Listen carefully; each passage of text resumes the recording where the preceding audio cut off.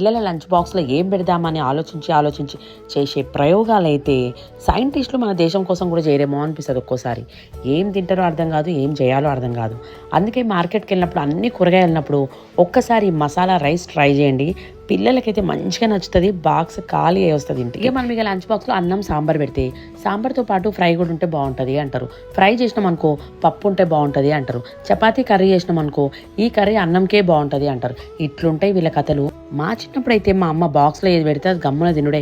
ఎప్పుడైనా కర్రీ నచ్చలేదంటే మా నాన్న ఎందుకు నచ్చదు, తింటే అదే నచ్చుతుంది అంటుండే. నోరు మూసుకొని తింటుంటివి. ఇక మీ పిల్లల కోసం ఒక్కసారి అయితే మసాలా రైస్ ట్రై చేయండి.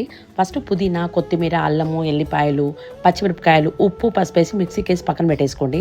తర్వాత పొయ్యి మీద కుక్కర్ పెట్టుకొని నూనె వేసుకొని తాలింపు వేసుకున్నాక మీకు నచ్చిన వెజిటేబుల్స్ అన్నీ అందులో వేసుకొని నిమిషం ఫ్రై చేసి తర్వాత పుదీనా పేస్ట్ కూడా వేసి ఇంకొక నిమిషం ఫ్రై చేసి బియ్యం ఒక గ్లాస్ బియ్యానికి 2 గ్లాసుల నీళ్ళు పోసి కొంచెం గరం మసాలా కూడా వేసి మంచిగా కలిపి 2 విజిల్ ఉడికిస్తే మన మసాలా రైస్ అయితే రెడీ అయిపోతుంది.